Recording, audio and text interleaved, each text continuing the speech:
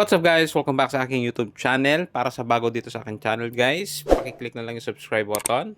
Click nyo na rin yung notification bell para updated kayo sa mga videos po na i-upload ko. So ang pag-uusapan natin ngayon guys is itong 5 piso which is part po ng Flora and Fauna series.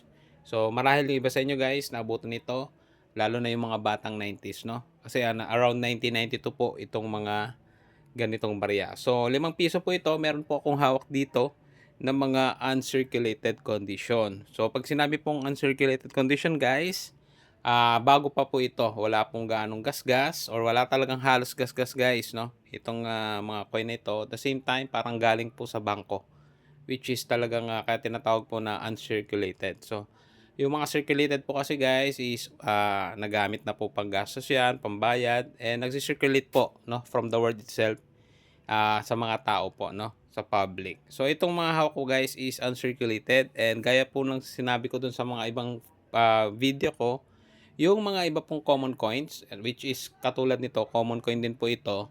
Pagka ganito po kasing mga common coins, bibihira po nilang bilhin, lalo na kung mga circulated condition na yan guys, no? Pero pagka po yan ay mga uncirculated, possible pa po na bilhin yan ng mga ibang tao, kasi may mga iba pong tao or mga individual na itong mga ganito pong uncirculated condition ay nilalagay po nila sa frame. Pero yung iba naman po ay itong mga ganitong coins naman ay binebenta rin naman ng ng maramihan po. Gaya po nitong hawak ko, which is nabili ko siya ng maramihan. Itong 5 piso ito. So I think nabili ko siya ng around 15 isa or 10 isa po itong mga ganitong coins. So depende na lang din yan guys, no, sa nagbebenta kung magkano niya po planong ibenta. Pero ako dati kasi guys, nabili ko ito ng around mga ganun 15 or possible na less than 20, hindi ko na lang ganong matandaan guys, no?